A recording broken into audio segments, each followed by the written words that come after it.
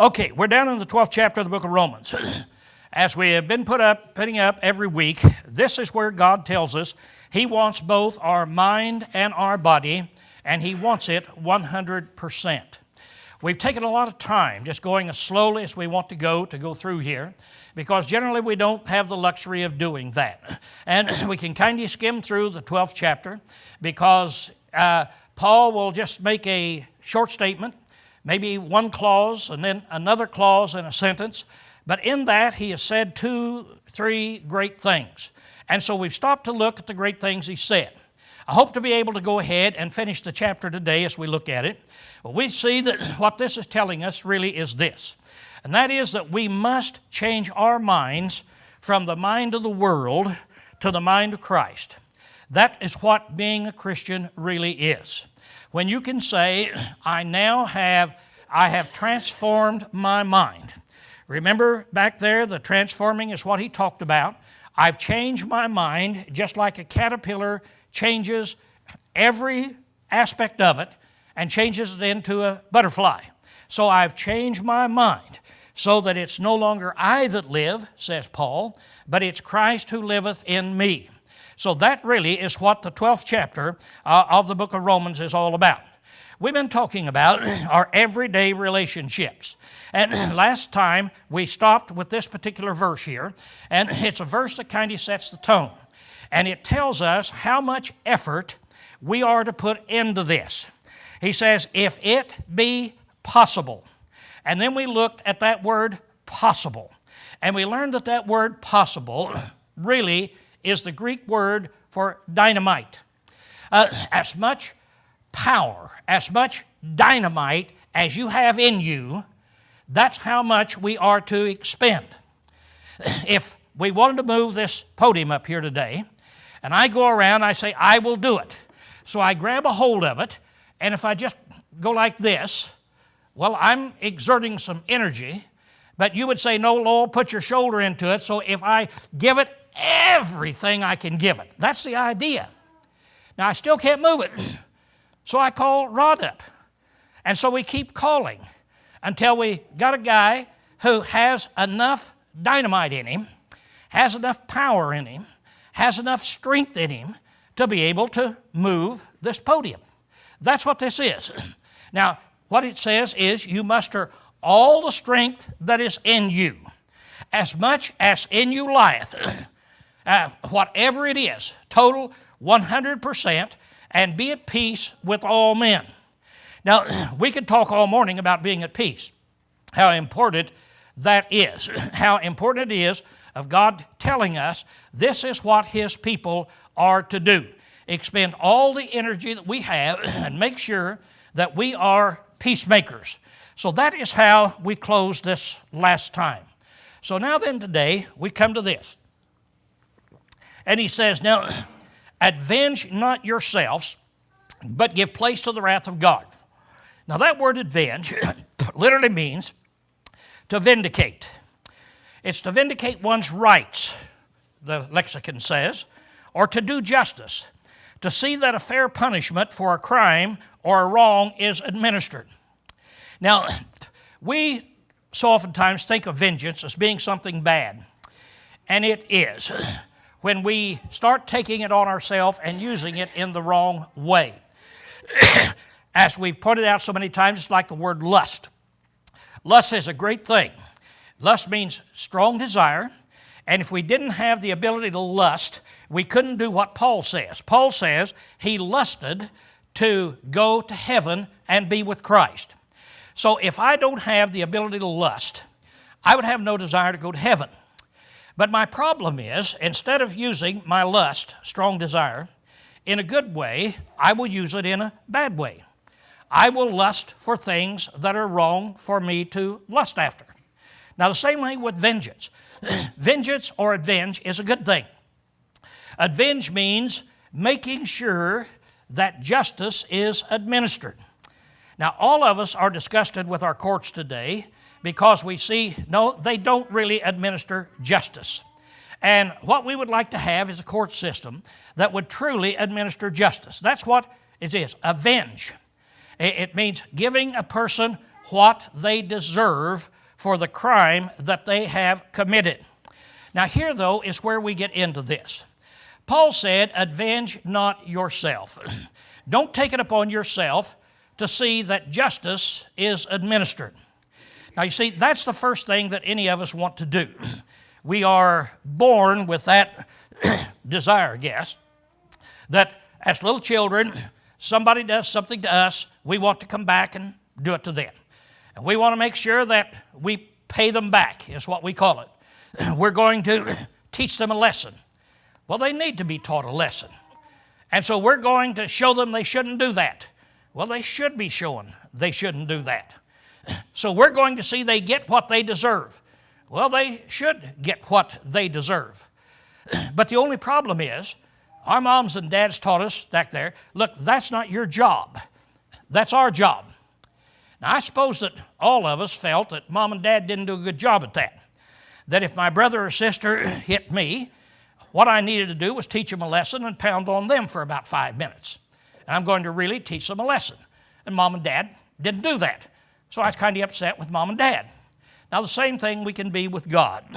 God says, tells man, it's not in your ability to be able for you to see that justice is done when harm has come upon you. That man doesn't have that ability. It must be left in some other way. And there it says, give place. So when somebody does you evil, you give place. That is, you step aside and you let somebody else stand in your place that is here. For instance, somebody does something right now to me and says something ugly, says something mean, hurts my feelings. My first response would be, oh yeah, and to come back. Now, the better thing to do would be for me to stand aside and say, Rod, would you step up here and take charge of this? And so Rod would step up, and then he would take charge, and he would say, okay. And so then he would say, here is what needs to be done. That is here. Give place. Now, he says, give place to the wrath of God. Here is where God steps in. When you feel that you have been done unjustly, now you're going to have to turn it over to God and let God's wrath take place. That wrath means anger. It's the feeling of agitation of mind or violent emotions. It's displeasure at something. It's wrath. Now, God is a wrathful God. When God sees somebody mistreat you, do something they shouldn't do, it angers God. It not only angers you, but it angers God. Now, that's what we forget. That's what we forget. When somebody does something bad to me, and if I don't pay them back, and I turn around and do something good, it just seems like they're getting away with it. And that's not fair. That's not fair. What I don't understand is there is a God in heaven. And the God in heaven knows exactly what went on. And the God of heaven will see that justice is done. It will be either in this life or it'll be in the life which is to come. We've got there. So now he says, God says, vengeance belongeth unto me. Now this word vengeance is the same word as we used back there, avenge. It's the same one. It means to punish for a crime, see that righteousness is done. Now God then says, now here, vengeance belongeth to me. Vengeance doesn't belong to you. Now there's various ways of which God will give out his vengeance. One way is he set up civil government. And if somebody does something to me, civil government can step in and then they can take vengeance. They can make the person pay for their crime in whatever is a just thing. Now, if I did it, I would always go overboard. Always go overboard. If the other person did it, and we say, what do you think? Here's what you did to Lowell. What do you think should happen to you? They would always be too easy on themselves, see? They'd be too easy. I'd be too hard. God says, vengeance belongs unto me. He said on this that he's the one that will do it. Now we need to keep this in mind. There are certain things that belong to God and only to God. Vengeance is one of them. Vengeance is in God's realm. It's like the taking of human life. You don't have the right to take a human life. To go out and look and say, I'm just, and that person's not fit to live, and just go kill him. God doesn't give you that right. That's within God's realm. Now, God has said there are certain times when He wants government to take human life, because that person, that's what justice is. You should do it. God uses civil government, and God will use justice after this all is done. But there are certain things that belong to God. We can see taking human life. When do you take human life? That's in God's realm. What about on the judgment day? Who's going to make the final judgment? Which one of us is going to be standing there, and we'll offer our servants to God, and we'll say, Lord, I think you might miss a point or two on the judgment day. Let me sit here with you, and I'll give you some advice. Who would do such a thing? We would step back and say, oh, no. No, God says, that's the way I want you to look. Vengeance belongeth unto me. I'm not a dead God. I'm not a God who's gone away. I'm a living God. I know what is going on, and vengeance belongeth unto me. So don't you step in and take that vengeance. God says, I will recompense. I will pay back. I will see that justice is done. So God has given us that promise that we have there. Then He tells us what to do. He said, now if your enemy hunger, now what is an enemy? Enemy, the word basically means hated, odious, hateful, hostile, hating, and opposing one another. And we use the word enemy. So it's somebody that causes you lots of problems, somebody that hates you, somebody that's opposing you. That's your enemy. Now, we take this and God says, now if your enemy hungers, then what are you supposed to do? Well, if he hungers, you feed him. If he thirsts, you give him to drink. In other words, don't you take vengeance upon him. Don't think that you have it within your ability to render a just judgment on somebody who has harmed you, because you'll always go overboard. Always go overboard. Somebody does something terrible to you. Let's take Madoff. How many people are really mad at Madoff? Are they justified in being mad at Madoff? The guy here has ruined their retirement. Here's a person ready to retire, and it's all gone. So here's a guy and a woman has to work the rest of their life. Are they justified in being angry? You bet your life. Now let's suppose that the judge calls them in when he's getting ready to sentence them. Somebody said, now I want to ask you people, what do you think should be done to him? What would they say? There would be all kinds of things. Kill him. Kill him. Punish him. Torture him every day of his life. And on it would go. Now let's suppose that we call Madoff in. We say, okay, sir, we want you now to tell us, what do you think we should do to you? What would he say? He said, well, I think you should let me out of jail, and I'll try to work and maybe pay some of these people back, but I'm sorry, and I don't think I should. See? That's the reason you need a judge. And there is a judge in heaven that is over the whole thing. He says, so what you do is now, even a guy like that, you don't take vengeance upon him. Jesus deals with this in the Sermon on the Mount when he tells him in here that if somebody comes and slaps you on one cheek, what do?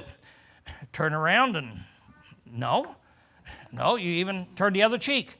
Don't pay them back. See, is the point we're getting at here. Now he said, if you will do this, if you will feed your enemy, you'll treat your enemy right, leave it in the hands of God, in so doing, by doing your enemy good instead of evil, is what that means. You do them good instead of evil. Then you're going to heap coals of fire up on their head. Now, of course, that is a figure of speech. It is a way of teaching us something in there. And so I kind of draw that guy there, and there he's sitting, and coals of fire. Now, you say, well, that's what that guy needs. How would your enemy feel? How would Madoff feel? If these people could just light a fire and set it on top of his head and let that fire burn the rest of his life, setting on his head, just burning into his head. You say, boy, that would be punishment, wouldn't it? Yeah, I vote for that. See, I'd vote for that. Now, the Lord says there is a way in which you can do this to your enemy. Because when they're doing you evil, if you will do them good, that's going to hurt them. That's going to get at their conscience if anything in the world can get to it, and that is really going to hurt them. I think the best illustration of this is with the Apostle Paul. What Jesus said to him. Remember, he's on the road to Damascus. We're not going to take time to talk about that, but the light shone down out of heaven, and the Lord talked to him. And he looked up, and who art thou, Lord? And he told him, I'm Jesus of Nazareth. And then Jesus looked down, and he said, Saul, Saul, how long will you kick against the goad? Now, what is a goad? A goad is a broom handle. Saw off the broom. Drive a nail in the end of the broom handle, and then take it out to a grinding wheel and sharpen it so it's a sharp point. So that you've got a stick now with a sharp steel point on the end of it. Now that's what they use to drive cattle. So you got a bunch of cattle up here, and here's a cantankerous old cow, and she won't go anywhere, and you just take your handle and reach over and just flick her on the hip, and bing, out she goes. See? It hurts her, and out she goes. Now, once in a while, you'll find an animal that kicks against that. And so, instead of running, you goad them, and instead of running, they turn around and kick back against that goad. Now, what's going to happen? Here it is. That nail is out there, sharp as could be. The cow turns around and kicks against it. It runs all the way through her ankle. Ouch. She turns around and kicks again. Another hole. She kicks again. Another hole. You'd say, isn't that a dumb cow? Now that's what Paul says. That's what Jesus said. How long are you going to kick against the goads? Now here's the interesting thing. What are the goads? Jesus said, I've been goading you, Paul. I've been goading you. I've been trying to get you to change. How long is it going to be? Now, as you look at it, one of them would certainly have been when Stephen, was stoned, and Paul was there, and he was holding the coats and voting to stone him and killing the Christians. Now, how do you suppose that Paul felt when he was out there and he's going to kill this rotten Stephen, this horrible, blasphemous, rotten Christian? And so we're going to stone him to death. Paul said, I'll hold your coats. Get to it.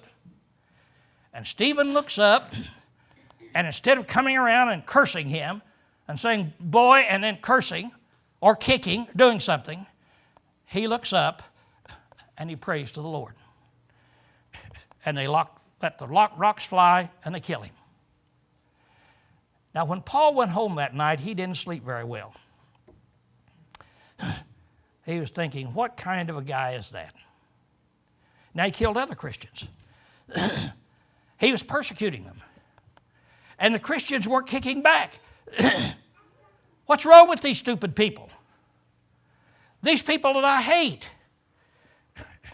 there's something wrong. There's something they're doing. They ought to be fighting back. They ought to be cursing. But they're not. Paul was hurting. I know that because of what Jesus said. How long will you kick against the goads? He'd been goading him. Now that's what it takes. And a person, then when you do the evil, the enemy good, that's what he said, you set the coals of fire upon their head. Jesus again teaches the same thing in the Sermon on the Mount. Somebody makes you go with him 1 mile, you volunteer to go 2, instead of fighting and so forth. And so it all comes into that. So what he says is this: be not overcome of evil. The word overcome means conquer, carried off in victory. Don't you be carried off in victory. Don't you let Satan carry you off of victory of evil. Don't you let evil conquer you, see? But you rather overcome evil with good. You be the conqueror, and you do it with that which is excellent. When somebody does you evil, don't you go back and do them evil, but you do them good. You conquer the situation exactly the opposite of the way that you would like to conquer it. Right? Exactly the opposite. That's the teaching of Christ. You've heard me say a lot of times, when you start looking at Christianity, what it's all about. It just seems like it's taking every feeling that you've got that is normal and just turning them around and doing it in a backward way. And then you look at it, yeah, that's the way that it all should be done. Now let's summarize this class in this way. I want you to take a test. We've talked about it. Let's take a test and let's look at what we've talked about. It's just one little old chapter. One little chapter. But what have we studied about? He said, first of all, don't think too highly of yourself. Now, let's each one of us analyze ourselves. Have I conquered that? Do what you have the ability to do. Are you giving every ounce of strength you've got in serving Christ? Are you using all the abilities, all the strengths that you have in your service to Jesus? 100%. Now, in love of the brethren, are you tenderly affectioned one to the other? Do you have a warm relationship? Do you actually love the brethren? Or do you not? Do you just put up with the nauseating people? See? Now stop to think, who are we in here today? You can say, oh, we're the greatest people in the whole world. Well, that's true, but there's another way of looking at it. We're a house full of sinners. And it just happened to be that we are the sinners that realize that's the kind of people we are. And that we needed the forgiveness of our Master. So yeah, we're sinners. Now as we look out, we're looking out here. I'm looking out all you sinners. Can I love you bunch of sinners? Can I be tenderly affectioned? That is, have a warm feeling? He said, yeah, that's what I want you to build. Have we done that? In honor, preferring one another. Can we really think we want to see people be honored?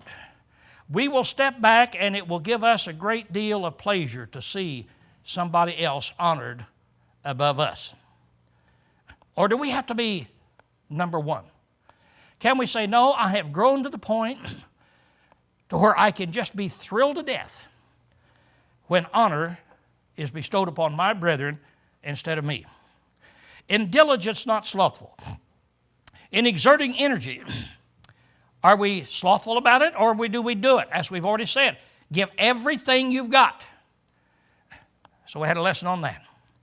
And then sharing with the needy, communicating to the saints, helping. And then weep with those in sorrow. Laugh with those who laugh, but weep with those who are in sorrow. Can we really do that? Can we really hurt with people who are hurting? Or do we say they brought it upon themselves, they deserve it? Glad I'm not that kind of a person. They do these stupid things, and so they're hurting. Have we come to the point to where we can really, truly shed a tear and hurt with people who are actually hurting? And then rejoice in the good fortune of others. Really be happy for them when good fortune falls upon them instead of you. And then bless them that persecute you. Can you really pray for them? Seriously? Honestly? And ask the Lord's blessings to be upon them? See, this is what we've learned in this chapter. This is what this chapter has all been about. It's why we've taken 6,000 weeks to go through it, just a step at a time in here. And then rejoicing in hope and patient in tribulation and steadfastly in prayer. Do we really have that hope of heaven? Is that before our eyes every day? Or is it other things that's out here? But do we really have that hope of heaven we rejoice in? And are we patient in tribulation when problems come upon us? And are we always involved in prayer, steadfastly in prayer? Just think how all of this is piled up. And as we're taking the examination, how would we come out? Now, don't be a hypocrite in your love. That is, don't act like you're loving. Actually, literally love. Actually, literally be warmly affectioned toward your brethren. Don't just act like it. Don't just do it while you are here in the church building. You drive up and mad at people, mad at your wife, park your car, and then bing, everything turns. You come in grinning, oh hi, full of love. That's hypocrite. Are we so that when we come to the building, we're the same kind of person we are when we're sitting here? When we leave the building and go out this afternoon, are we the same kind of person that we are right now? Do we really, truly love? Or is there hypocrisy in there? And abhor evil and cleave to that which is good. Now, you might say, boy, that's a lot we've covered in chapter 12. But hold on, we're not through yet. He also says, be of the same mind one toward another. I want you to all think alike. I want you to all be at peace and harmony one with the other. And don't put your mind on high things, but on low things. Humble yourself. Instead of looking at trying to achieve great things, that's your goal in life, is to become great and powerful in any realm. Now, humble yourself. Set your mind on low things. And then he says, be not wise in your own conceit. As you judge yourself, don't think, oh boy, how wise I am.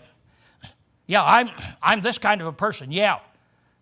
No, don't be wise in your own thoughts, your own conceits. Really think, what am I? What do others think of me? What does God think of me that's here? Render to no man evil to evil. Now we're down to where we're talking about today. No, I don't do that. Okay? Take thought of things honorable in the sight of all men. In everything we do, wherever we go, whatever store we go in, whatever town, whatever we do, we're taking thought of things honorable in the sight of all men. We're not going to get involved in things that even appear to be evil. So that when somebody sees us of where we are, that they won't have any reason to even think, I wonder what they're doing, because the appearance might not be right. If thine enemy hunger, feed him. If he thirst, give him drink. We conquered that. That's pretty big. Avenge not yourself, but give place to the wrath of God. If it be possible, as much as in you lieth, Be at peace with all men. Have we given that kind of strength? Have we given that kind of energy? That's what serving Christ is all about. So as we bring chapter 12 to a close, we just do it in this way. Do you pass the test? How close do you come of saying, I have the mind of Christ? Next week, we'll totally change the subject. Class dismissed.